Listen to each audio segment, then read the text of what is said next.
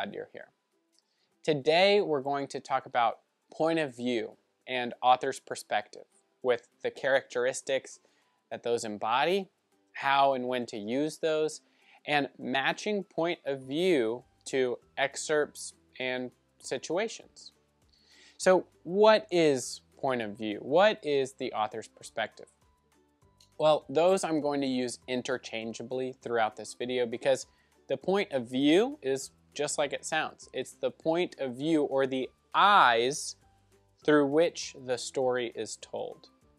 So the author's perspective at the same time is the perspective, the eyes of the author who is telling the story. So in order to understand and identify point of view, you'll need to know two basic things. Who is telling the story and to whom they are telling it. Once you know these two basic things, you can take a deep dive into point of view and even use it in your own writing and conversation to convey messages in exactly the way that you want. So the three types of points of view are first, second, and third. First person point of view is a personal point of view. That's why it's called the first person. You'll encounter pronouns like I, me, we, and this point of view gets used for personal stories, for these looks into a story that are more intimate and more personal, but are limited to that one experience.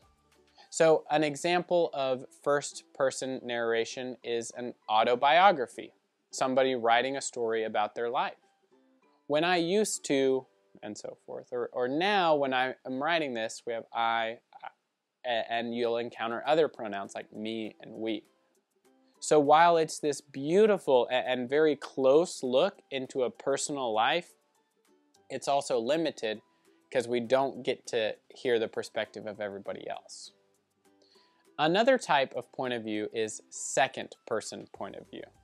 This one's a little bit less common, but it's one of the easiest to spot. Second person point of view is addressed to you, using the pronoun you. So you're going to encounter these when you read directions, or if you've ever picked up a how-to article or a self-help book. Oftentimes these are written from an author who remains ambiguous or anonymous, and the pronouns that are used are you will and you can and you must. They're all about you. So a second person point of view is a more direct experience with writing because it's addressed directly to you. The third person point of view is a very common and popular and traditional storytelling perspective. It uses he, she, or people's names, they, them, and the story is about characters unfolding and their events. So the third person point of view is very common, like I said. It's because it tells you the whole story. And this is a type of point of view that you often use when you're telling a story in which did not take place. So if I was to tell you a story about my brother and my sister, and I was not there, I would use third person point of view. That's because I'm telling you a story about he and she did, and then this happened to him and this happened to her, and all of that uses those third person pronouns. So it's popular use of perspective that I wasn't there, but I want to tell you this story. The first person point of view is often used in those autobiographies, in stories that you actually were there. And then that second person point of view is when you want to address somebody directly. So we're going to look at a few examples in literature as well as in music. And this is going to help us understand how to identify those and when to use those different points of view and author's perspective. So let's look at some examples together. Our first example is from a popular song by the Beatles titled "In My Life." It goes like this. There are places I'll remember, all my life, though some have changed, some forever, not for better, some have gone and some remain. All these places had their moments, with lovers and friends I can still recall. Some are dead, some are living. In my life, I've loved them all. So we can see clearly that this perspective or point of view used by the Beatles in their lyrics is the first person point of view. It uses that pronoun I. And it's personal. We almost feel like we're hearing the story from that person themselves. It's a direct story in which they took place, and it's oftentimes lending itself to be more intimate and more beautiful experience of that story. Another example we'll look at today is, as you cross the crystal bridge, you hear the sound of two voices coming from the shores of the river. One of the voices sounds distressed, and the other sounds angry. At the end of the crystal bridge is a herd of wild horses. You notice they're stamping the ground quite violently. If you would like to go to shore to find out who's talking, turn to page 47. If you'd like to approach the wild horses, turn to page 58. This is from an interactive book where it addresses you directly, and of course, if we're going to address the reader directly, we're going to use second person point of view. You. That pronoun of you, drawing the reader in directly, speaking to them, that's when you're going to use second person point of view. Lastly, we're going to look at one more example. Deborah was walking a big black Labrador along the beach. The dog was unleashed, but he didn't seem to stray far from her.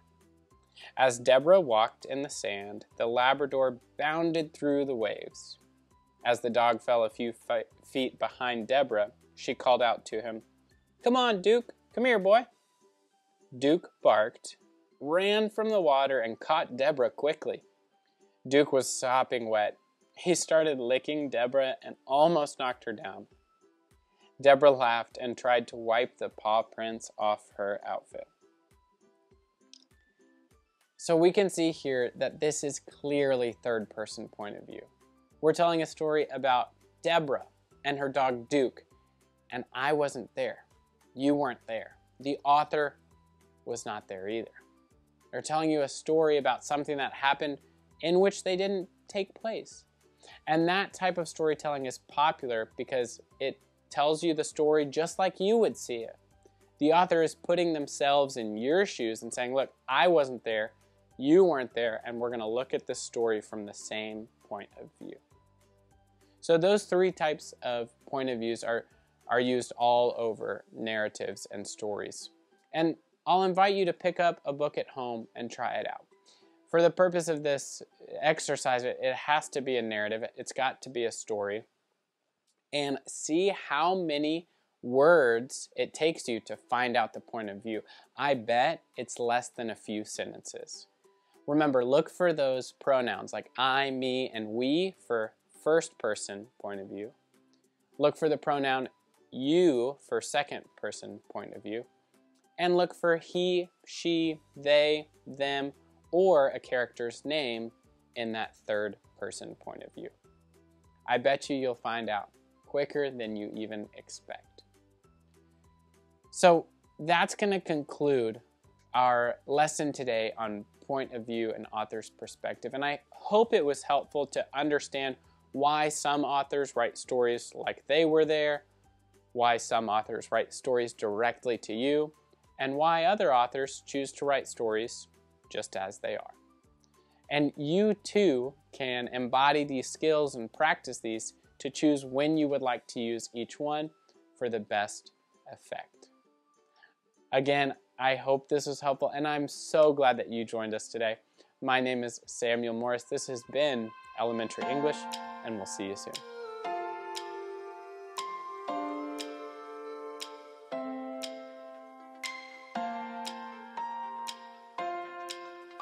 Hi, welcome. I'm Miss Aker, and today I'm representing my school, Hale Cook Elementary, and just want to give a shout out to all the KCPS teachers and students out there and everyone else joining us in the Kansas City metro area. Let's get started with Just Know It. For Just Know It today, we are going to match the fraction with the decimal, and this is something I know you are going to know just like that. And over here on this side, we have decimals that we see in the real world all the time, money. I'm sure you've been saving up your money for a new toy or something cool that you want to buy. Here we go. So we have 55 out of 100. So we want to look here, 55 out of 100, 0.55. There we go, 83 out of 100s. We're looking. Okay, this says 0.38, so that's 3/10 and 8/100, but this says 83, so 8/10 and 3/100, 80/10, excuse me. So here we go, right across the way. 38/100, okay, right up here. So that's like saying 38 pennies or 38 cents out of a whole dollar. 38 cents out of 100 cents is a dollar, and 6/10. Okay, so we have 0.6 here, but we also have 0.60. Well, how would we represent that in money? Would we put it like this, 0.6, or would we do it like this? You got it. We got it. Oh, and look, there was one down here, $5 and 0.5. Okay, we already got that one. Nice. It's time for Figure It Out. I have one here for you. Think about it. Genevieve has 75 cents. Why does 75 out of 100 equal 0.75 and not 75? Well, what do you know about place value? Think about it. When we have 75, what are the different parts of that number that we can break apart? So we know there's a 7 and we know there's a 5. They both have the same digits, but in this one we have 70 plus 5. Or another way of saying that is 7/10. You'll remember practicing place value from last week. And this one is 5 ones. But up here, this isn't the same as 70 or 7/10. This is in the tenths place. And we know that if Genevieve has 75 cents, we know that she has less than $1. So that's why 75 out of 100 or 75 cents out of 100 cents equals 0.75 and not 75. That would be a lot of money if she had that. Great work on figuring that out with me. And it is time for What's New Today. And we know we've entered a new phase of our work together where we're taking fractions and decimals and thinking about how they're the same and how a decimal is just another way to represent a fraction. We learned that last week. Here's our learning target for today. I can read, write, and identify decimals to the hundredths place. Well, let's break that down. And we have some numbers here, not numbers, we have some vocabulary here. Decimal, decimal point, tenth, and hundredth. So let's go into that together. So I can read, okay, well I know like reading is like from a book, so I'm just drawing a book there, little symbol to help me think about it. Write, okay, write, here's my pencil. Okay, and identify. So I'm just gonna draw some eyes because when I identify, I can see it and I know it. Decimals, so we know decimals are parts of a fraction, so it's like a numerator and denominator, but with a decimal point. So let's write an example like 0.3. To the hundredths place. Well, to the hundredths place, that might be, you might be thinking, okay, I could do that, but what other places would come before the hundredths place? Let's draw a quick place value chart to see what other place values we would be doing there. So we have ones, that's the whole number, and that's where the decimal point goes. And then we have tenths, and then we have hundredths. Always forget that D. Okay, so we're gonna be identifying decimals all the way up to the hundredths place. So that could include tenths and 100ths or hundredths. Grab your tools to do some mathematical thinking.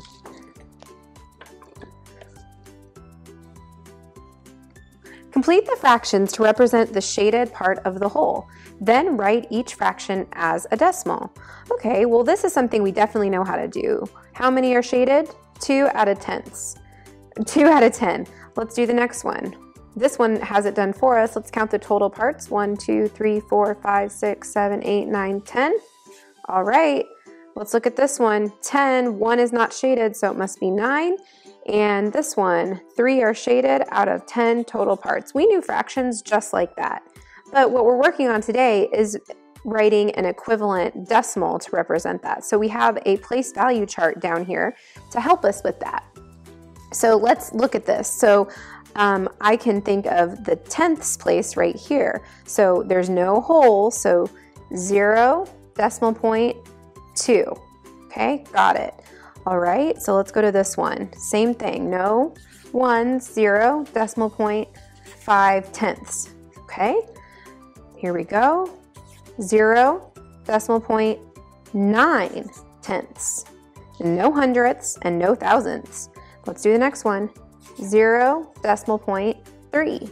Now something we could do is put as many zeros behind that as we wanted. We could say that's 300 thousandths, or we could say this is 90 hundredths.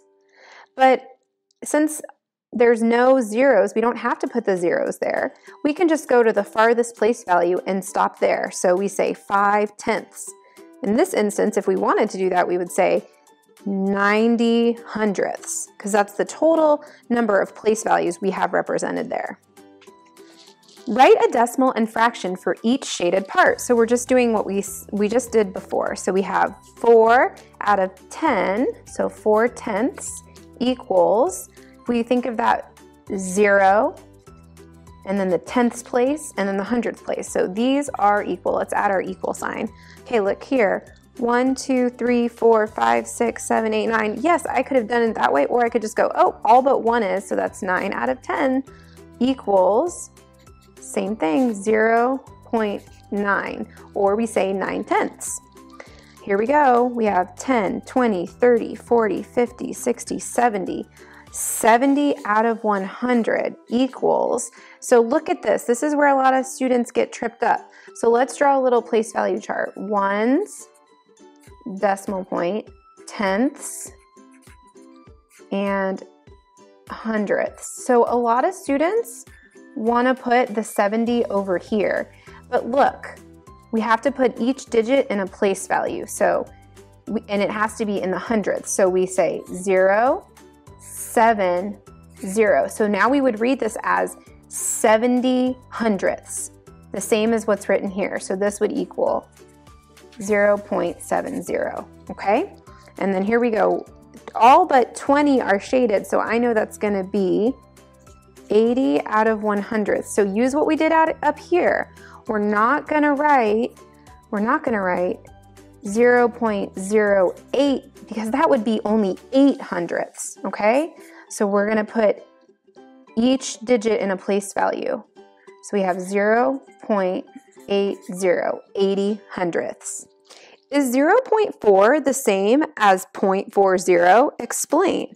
Well, let's draw a quick place value chart to help us. So this is a word problem. Read, think, draw, write. We do have some models here if we needed to use them, and we might come back to that. Let's think about it though. I'm thinking that a place value chart will really help me. Ones, put my decimal point, tenths. We know today's learning target is all about going up to 100, or the hundredths place, hundredths. Okay, I like to draw a line to keep them separate. So we're looking at 0.4 and 0.40. So let's write both of those in our place value chart. Yeah, 0. Now look at the difference here. There's a 0 in this one, so that says 4 hundredths. But here, we don't have a placeholder there, so we just say 4 tenths. And we're trying to figure out if they're the same. They look very similar. However, in my mind, 40 seems bigger than 4. But we also need to look at the place value. So let's use these models to compare.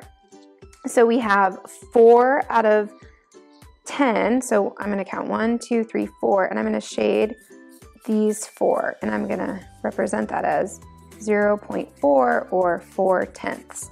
And over here, I'm gonna shade 40. So I'm gonna count by tens, 10, 20, 30, 40, and I'm gonna shade that amount. Now these grids are the same size hole, but this one has bigger pieces because it's in 10, and this one has smaller pieces.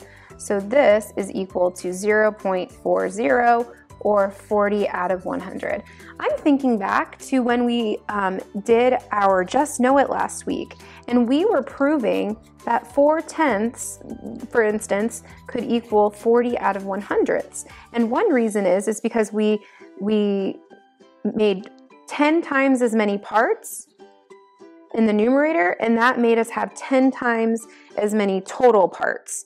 And so we have just proved that 0.4 or 4/10 is in fact the same as 40 hundredths. It's just that each of the individual parts here in the 40 hundredths is going to be smaller than one of the individual parts in the tenths.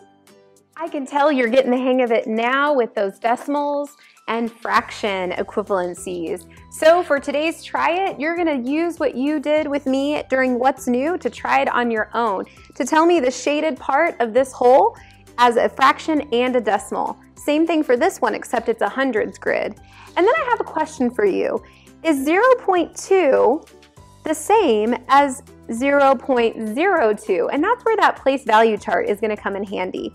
Explain. And of course, you can always use a grid, a 10 grid or a 100 grid to help you. All right, thanks for doing some math with me today. Let's end with 2 firework high fives. Ready? Here we go. 1, 2, 3. Ah. Ah. Hope you learned something new today. Thanks for watching.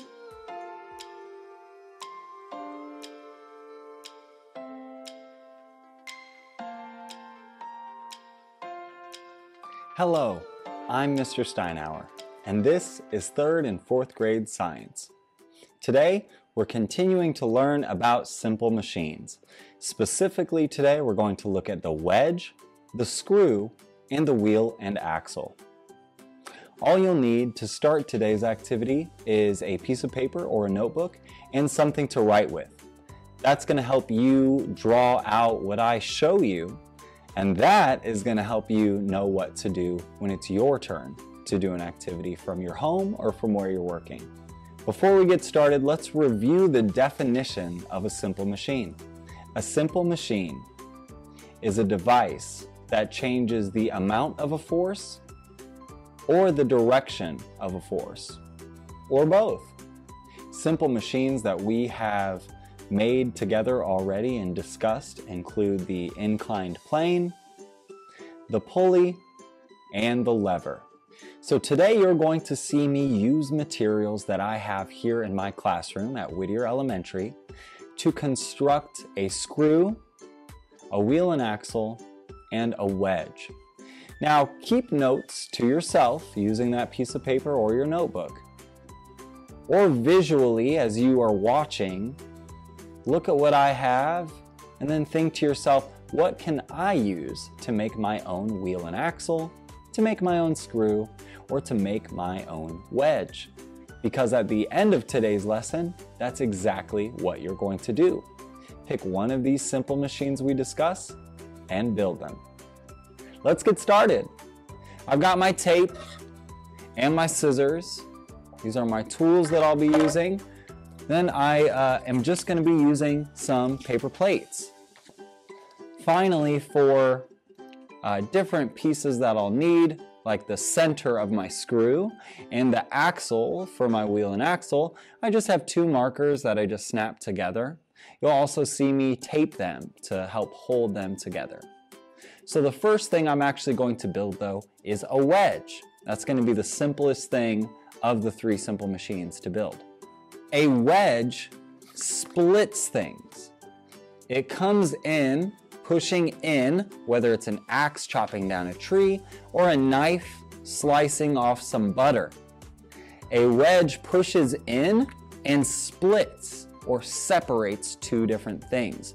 So by pushing in or down, it creates a splitting force. That's what a wedge does. changes the direction of a force from down or in to splitting. So to make a wedge is really quite simple. I took one of my paper plates, get a nice good crease in here. Now I've made my wedge. It was this simple. The way I'm going to actually test my wedge out, I could have a plate here, put my 2 markers on it, and you can see the markers are touching right now. I can use a wedge to split them. Simple as that. I can also use my wedge to split 2 plates. Kind of overlap them a little bit, and then just by pushing down, I've caused the plates to move away from each other. I've caused them to split. That's a wedge.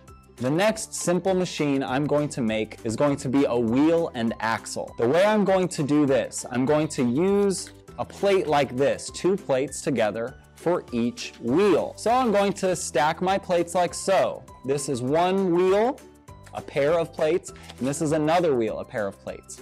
I'm going to poke a hole in the middle using my scissors. I can actually take all 4 of these and I can mark a hole with my scissor, and if I do it right, then even that 4th plate will have a little notch in it or a little bump, and that's going to indicate where I'm going to cut a hole. Okay, so I'm going to find the middle of my plates and mark some holes there and then cut them.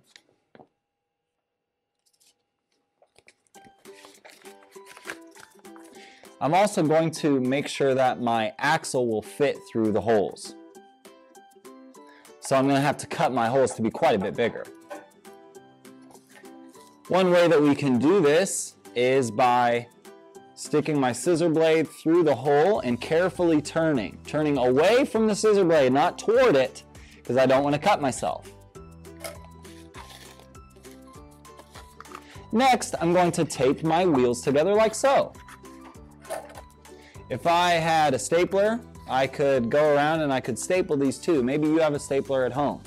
Otherwise, my tape's working just fine. Got one wheel, one to go. So I've got 2 wheels here. Now I'm going to fit my axles through. Before I do that, I'm going to tape my axles together, or my axle, going from 2 to make it 1. Right, so I've got 1 axle, 2 wheels, time to combine them.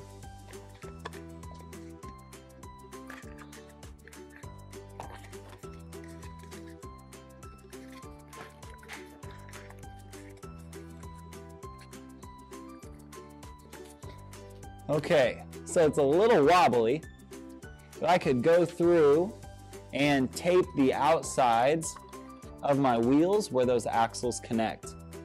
Now, a wheel and axle is a set of wheels which are not themselves a simple machine. Wheels, if you'll remember, are also part of a pulley.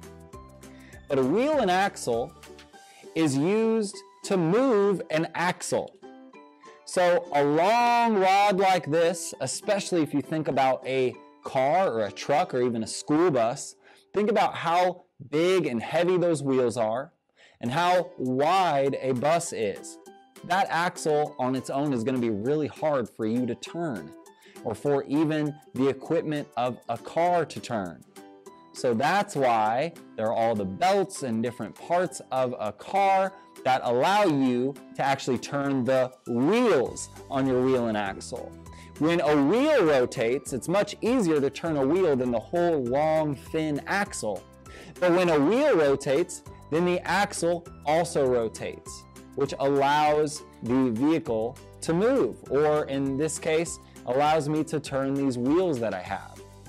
A wheel and axle is also what you'll see on a door. When you turn a doorknob, you turn the knob however it's shaped, but you're actually moving the axle, which then opens up the door or closes it. Wheel and axle. So now we've made a wedge, a wheel and axle. Now the third thing to make is a screw.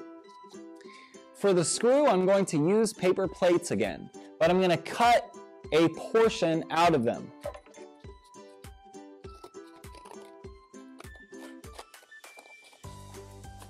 I'm going to cut about 1/3 of the plate off.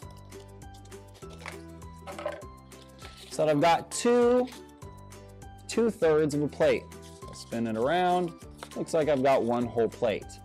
Okay, but I've got 2/3 of plates. So I'm going to also cut a little hole in the middle because I'm going to use my axle, only this time that's going to be the middle of my screw. So I cut a little hole out, a little notch from the middle. I've still got my tape on my axle so that my 2 markers are together. This is going to be the structure around which I build a screw. So I put a little bit of tape there just to kind of hold my first plate there.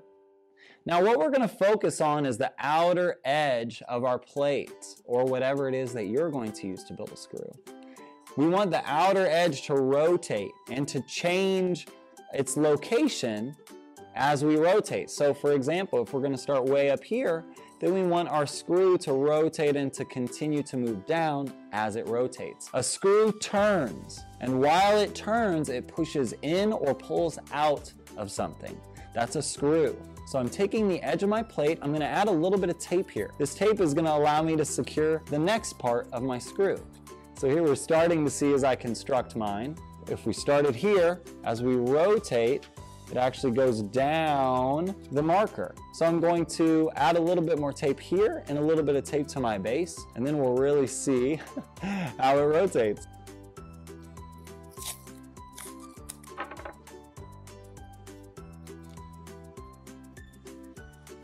So here is my nearly completed screw. Again, if we start up here and we rotate down, we're going to actually go down as we spin. I could continue to add plates and continue to spin, and then it would look more and more and more like a screw, like you might find at a hardware store or even in a wall of your home. So we've got a screw. As it rotates, it also goes up or down, or pushes in or pulls out. A wedge pushes down and splits something in 2 directions. And a wheel and axle works so that as we turn a wheel, the axle in between them is what actually moves. So now it's your turn. Thinking about what you saw and about the notes that you kept track of, build your own simple machine at home or wherever you are right now. Maybe it's a wedge you're going to make. Maybe you're going to cause something to rotate while it pushes in or pulls out. That's a screw. Or maybe you're making part of a car, a bike, or any vehicle, the wheel and axle. However you make it, when you're done, share it with a loved one and explain to a loved one what you made and how that simple machine changes the amount or direction of a force. You can also share it with us with KCPS Homeroom by posting it on social media and tagging us. As always, it's been my pleasure having you in class today. I'm Mr. Steinauer, and I'll see you next week.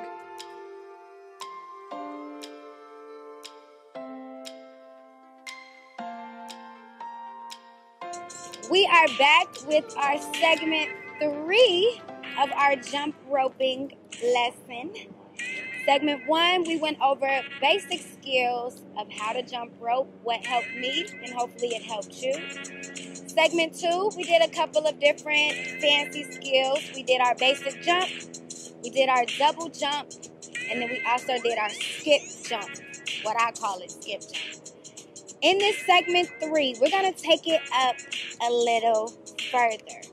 We're going to use our double jump that we practiced in segment 2, but we're going to use it in a different way. So everything that we do in our 2 jump rope skills that you will be learning today will consist of a double jump. So always remember, it is a double jump. Now, jump roping is one of my favorite activities to do, whether it's outside, inside, in the gym. Anybody can get fit from jumping rope. Boys, girls, women, men. It does not matter what age you are. You have wrestlers and boxers that jump rope as a part of their workouts. Jumping rope is very good for your heart, and your heart is always good for your health. If your heart is good, your health is good. So you want to make sure that you remember jumping rope is good for your health, no matter where you do it, no matter how you do it. It is a cardiovascular fitness that will help you endure and practice cardio. Cardio deals with your heart and your lungs. Cardio makes your heart rate go up when you are performing the physical activity. So it is good for you. It is good for anybody. And it is good for us right now because that is what we are going to do today. So 2 things that you will need. Only 2 things. Jump rope if you have one. If not, like I said in the last segment, you can use a telephone cord or any cord that is safe enough to use for you to jump rope. And you will also need water. You always have to have some type of liquid. Water is better than any juice when doing this type of physical activity. Because you want to stay hydrated as you are moving around, no matter how long it is. So go ahead if you need to put the video on pause. Grab your items. Make sure your space is ready. Maybe you're outside. It is a wonderful day today where I am. Hopefully when you're watching this video, it's nice as well. So let's get started with our warm-up first. Same warm-up that we have previously done in our segment 1 and 2. Start with our wrists. Roll it out. Couple of seconds and then reverse.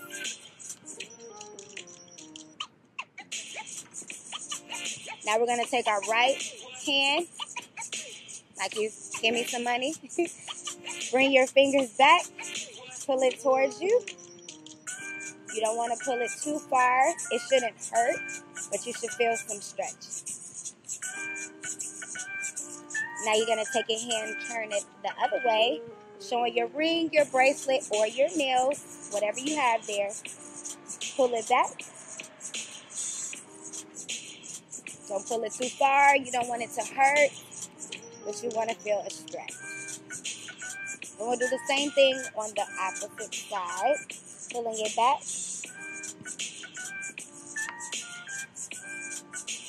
And then flip it down. Pulling the fingers back.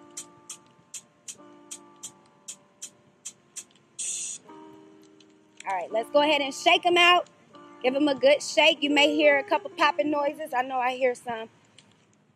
Shake it up. Shake it down. Shake it to the right. Shake it to the left. And then we're going to go into our legs. Jumping rope is a full body workout. So we kind of want to target upper and lower. So what I want you to do is we're going to get in a runner's lunge. Last segment, we did a lunge up here. Runner's lunge is a little lower. So you'll go down. Your back leg is straight. You're going to put both hands on the inside of your feet. Front knee is bent. And just hold this position. You should feel a stretch in your inner thigh and in your quad. Hold it for 10 more seconds. Maybe you go deeper. If you're a little bit more flexible, you can go a little deeper. Keep that back leg straight. Knee is off of the ground. 7, 6, 5, 4, 3, 2, and 1. All right, let's stand it up. Shake it out. And we're going to go to the other side because whatever you do on one side, you have to do on the other. Runner's lunge. You are down low. Back leg is straight. Bring both hands on the inside of your foot. Keep the knee off of the ground. You should also feel a stretch in your hip as well. Once you go deeper, you'll feel a deeper stretch. But go as far as you can. Remember, everybody is different. Everybody's body is built different. You do what's best for you. 10 more seconds, holding it. 4, 3, 2, and 1. All right, stepping in. Roll it on up. Give your entire body a good shake. And we're going to go ahead and jump right into it. So as I stated before, we're going to go over 2 different skills. 2 jump rope skills. And each of them are going to consist of a double jump. Meaning you are jumping 2 times in between whatever we do. So we'll go back. What we did in segment 2 is just our simple double jump, which goes along with just the basic jump, but you are jumping twice. So make sure your rope starts behind you. If you need to roll it up, adjust it to what's best for you. We're going to go for 30 seconds just practicing the double jump before we head into some other things. So let's go ahead and get started. You have 3 seconds to get ready. 2, 1, double jump. Remember, we just jumped twice. Double. Make sure you breathe in through your nose and out through your mouth. You are jumping twice in between, very light on your feet. We have 5 more seconds. If you stop, it's okay. Let's get right back into it. 3, 2, 1, and stop. So that is our double basic jump.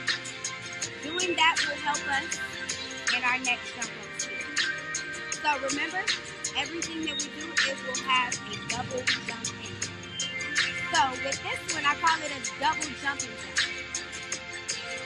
So with the jumping jack, you are moving your feet in and out, just like as a regular jumping jack, but it's double time. Double, double, double, double, double in, double out, double in, double out. I'll show you from the side. Let's just work the feet first. So you jump 2 times in, jump 2 times out. Jump 2 times in, jump 2 times out. Pick it up, jump 2 times, in, out, 1, 2, in, 1, 2, out, 1, 2, in, 1, 2, out. That's the feet work. And then we add the rope. Remember, double jump. You're jumping twice. In and out. So let's go ahead and do it for 30 seconds. Get your rope ready. Start it behind you. We're starting in 5, 4, 3, 2, 1. Let's go. Double in, double out. Double in, double out. Double out. Now, if you need to go slow, you can always go slower, just so you can get the hang of it. Allow your body to get used to it. Very light on your toes. And then pick it up. You need to. We have 10 more seconds. Make sure you are breathing. Woo. Feet gotta move. 4, 3, 2, 1, and stop. Go ahead and give your legs a little shake. Don't want them to start cramping up. If you need to pause the video, grab a sip of water, go ahead and do so. This will cause you to get thirsty. Heart rate is going up. You may lose your breath a little bit, but it's okay. You're moving. That's all that matters. So, thank you for tuning in today. I'm glad that you were here. If you lasted the entire video, watched it, and went along with me, thank you. Continue to stay active, and I hope to see you next week. See you next week. See you next week.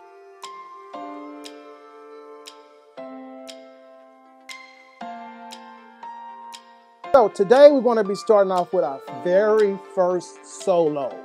Solo number 1, okay? And you'll see that in front of you on your screen, solo number 1. So I want to go through some things before we actually jump in here and start playing some of it, okay? Some stuff we need to cover when you're actually reading sheet music, especially when you're dealing with solos. Normally solos are played at competition or at recitals, okay? So when you're playing something at competitions, you have a grade. You have a grade from 1, 2, 3, 4, 5, 6, and on up. The higher the number, the more difficult the piece, okay? So when you see something that said grade 6, it's very difficult, okay? If it says grade 2 or 3, it's not so hard. It's something that you could play. Not saying you can't play anything difficult, because you can. You just got to put a lot of time into practicing, Okay? You can play any grade you want to. There is no limit to what you can play.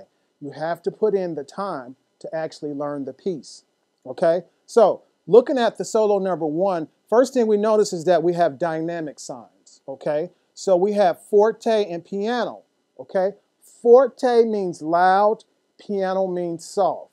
Okay? So when you see that in the music, as you see in the music that we have in front of us, that's very important because the composer wrote that for a reason, those loud and soft points in the music, okay? So you want to make sure that you follow that. Reading music when you have dynamic signs like that, it's like a road map. It's just like reading a map. It's telling you what to do, okay? Like a map tells you where to turn, okay? Your GPS tell you where to turn. Think of this as your GPS. It's telling you what to do, okay? So if we keep looking, then we see where we have more dynamic sounds, where we have things gradually getting louder, which is crescendo, okay? Things are getting louder. You're going from soft to loud. It's like a crocodile, okay? Then if you look underneath that, you got decrescendo, where you're actually decreasing, okay? So you're going from loud to soft instead of going from soft to loud. It's the opposite, okay? And that happens gradually. It's not something that just happened all of a sudden. You just automatically do it. No, you gradually get softer, you gradually get louder, okay? That's something that I want you to keep in mind when you see those crescendos and decrescendos. Soft, loud, okay? Make sure that you pay attention to that, okay? Then something else that we see that's new on the music, we see endings. So we see a first ending and a second ending, okay? If you look at your music and you look where there's those repeat signs, remember we talked about repeat signs, that it means to repeat, okay? That repeat sign on that first line, line 1, and it's like the 4th measure from the end, where you see the solid black line and then the thin line and then the 2 dots, okay? That represents that you're going to play the music all the way to that first ending, then you're going to go all the way back to the beginning where it says the 2 dots are at. That's where you're going to go. Okay, then you're going to play all the way back down and you're going to go to ending number 2. And when you get to ending number 2, guess what? You keep going. Okay, so ending number 1 is just telling you to go back. Okay, ending number 2, you can keep going playing right through that. Okay, and it's the same thing as you look through the music. Ending 1 all the way up, come back down, play ending 2, and keep going. Okay. Also in the music, you see bars where there are repeat signs, where you see that slash, a dot, and a dot. That's a repeat sign, okay? That means repeat the previous measure, okay? The dots in the measure means to repeat the previous measure, okay? Also, we have things in there where it says trio, okay? Remember, trio means 3, okay? There's going to be 3 instruments or 3 different voicings. And that's happening where you see down on the 3rd line where you got the stick and snare with that little X. That means play the rim. Okay? That's a rim. Anything with the X is either going to be the rim or it's going to be a cymbal splash or accent. Okay? Remember, the X's has nothing to do with playing on the instrument. You do not play on the snare drum or the bass drum or any other instrument when you see an X with the line, okay? That means you're either playing on an auxiliary instrument or you're playing on the rim, okay? And in this case, we're actually playing on the rim, all right? And it's actually the right hand, again, is leading, okay? So the right hand is leading, like we talked about in our previous segment. The right hand leads, okay? There's no indication in the music that tells us which hand to start with, except for when we get down to where we're using the left and the right, where the right is playing on the snare and the left hand is playing on the snare and the right hand is playing on the rim, okay? That's indicated in the music. When it says that, that's what you have to do, okay? Also, you can see where I actually wrote out the counts, 1 and 2 and 3 and 4 and, because it's in 4/4 time. But as you look through the music, I left the green line on top, but I didn't write anything because I want you to get in a habit of learning how to write out your music yourself. So you got to remember that the measures have to come out to 4 because it's in 4/4 time. Okay? And the bottom number again means that quarter note gets 1 count. Okay? 4/4 time is also called common time. So if you see music and you see a C on it, it's just common time. 4/4 time. Same thing, just a different indication. Okay? So since we went through all the particulars about this, let's play some, okay? Let's play a little. We may not play all the repeats on the bars, but we're going to play a little of this music so you can get a feel of it, okay? So let's get ready to play. Get your sticks out, get your hands all loosed up, and let's play. Okay, so we're back. Now, I just said get your sticks out and let's warm up. Warming up, there's several ways to warm up. You can hold your sticks like this, where I got the beads together, and I'm doing like this, okay? That's a warm-up, okay? You see drummers doing that all the time, okay? At least I do, okay? That's just a warm-up. That's just to get your wrists loose and getting ready to play. Also, you see drummers do the wrist break, okay? Where you're doing that, all right? Don't try this if you can't do it because you'll break your wrist, all right? All right, so that's just to get your wrist all loosened up. And if you can't do that one, the last one I just showed you, don't attempt because you can hurt yourself. So another way you can do it is actually just do it like this, okay? And the same way this way, all right? That's another way you can do it, all right? Don't try to do it this way if you're not ready to do that, okay? Because that can cause very serious damage, and I don't want to do that, all right? So let's look at solo number 1. Let's try to play the first line, okay? Look at it really, really good because we're subdividing, okay? So we're playing at 1 and 2 and 3 and 4 in, okay? And we're playing quarter notes and eighth notes. That's all you see on this music is quarter note and eighth notes, okay? So let's try to play this. Let's try to play the first line, okay? And we're going to be playing on the snare drum, all right? Remember, right hand leads, okay? I'm going to count this off really slow so we can follow along, okay? All right, here we go. 1, 2, ready, play. 1 and 2 and 3 and 4 and 1 and 2 and 3 and 4 and 1 and 2 and 3 and 4 and 1 and 2 and 3 and 4 and 1 and 2 and 3 and 4 and 1 and 2 and 3 and 4 and 1 and 2 and 3 and 4 and 1 and 2 and 3 and 4 and good job. Great. That's how you get it done, okay?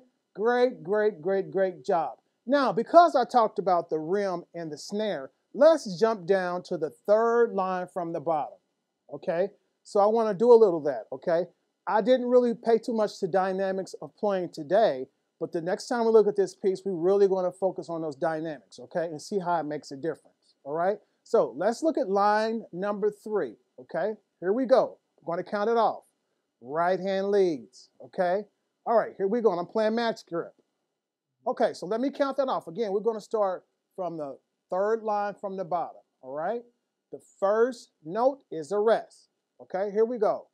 1, 2, ready, play. 1 and 2 and 3 and 4 and 1 and 2 and 3 and 4 and 1 and 2 and 3 and 4 and 1 and 2 and 3 and 4 and 1 and 2 and 3 and 4 and 1 and 2 and 3 and 4 and 1 and 2 and 3 and 4 and 1 and 2 and 3 and 4 and 1 and 2 and 3 and 4 and 1 and 2 and 3 and 4 and 1 and 2 and and 2 and 3 and 4 and 1 and 2 and 3 and 4 and 1 and 2 and 3 and 4 and 1 and 2 and 3 and 4 and 1 and 2 and 3 and 4 and great job. You did a great job. You even caught those 2 rim hits on the second line from the bottom. You did a great job on starting to learn your first solo. You guys did great today. I'm very impressed. Okay, so in our next segment, we're going to get through this whole piece of music. Okay, so make sure that you keep studying and you practice it for our next class segment. Okay, once again, I'm Mr. Gardner. I am the band director at Southeast, and I will see you on our next segment.